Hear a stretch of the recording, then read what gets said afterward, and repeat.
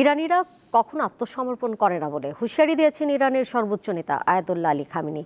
একই সঙ্গে ইসরায়েলের বিরুদ্ধে যুদ্ধ শুরুর ঘোষণা দিয়েছেন তিনি।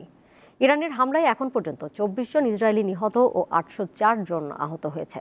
আর ইসরায়েলি হামলায় ইরানে ৫৮৫ জন নিহত ও ১৩০০ জনেরও বেশি আহত হয়েছেন।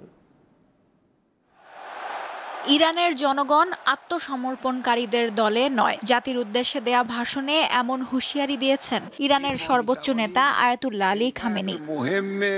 গত ১৩ জুন থেকে ইরান ৪০০টিরও বেশি ব্যালিস্টিক ক্ষেপণাস্ত্র এবং শত শত ড্রোন নিক্ষেপ করেছে। এর ফলে তারা বিভিন্ন এলাকা থেকে প্রায় ৩৮০০ নাগরিককে সরিয়ে নিয়েছে। নেতানিয়াহুর অফিসের তথ্য মতে ইরানি হামলার ফলে ৪০টিরও বেশি লক্ষ্যবস্তু ক্ষতিগ্রস্ত হয়েছে।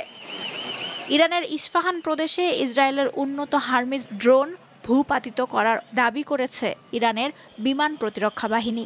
যুদ্ধ শুরুর পর থেকে ইসরায়েলের মোট ৫টি যুদ্ধ বিমান ভূপাতিত করার দাবি করল ইরান।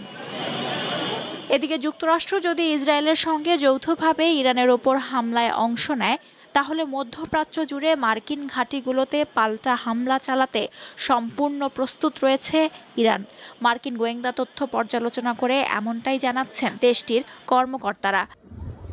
ইরানের ওপর ইসরায়েলের লাগাতার হামলা এবং ক্রমবর্ধমান এই সংঘাতের মধ্যে ইসলামাবাদের উদ্বেগ আরও প্রকট হচ্ছে। ইসরায়েলি সেনাবাহিনীর প্রভাব পাকিস্তানের সীমানা পর্যন্ত বিস্তৃত হওয়ার শঙ্কা তৈরি হয়েছে। ইসরায়েলি আগ্রাসনের মধ্যে কাতারের আমির Sheikh Tamim bin Hamad Al থানিকে একটি গোপন চিঠি পাঠিয়েছেন ইরানের president Masoud Pezeshkian. Lutfa Fouzia, Deepto, বার্তাকক্ষ।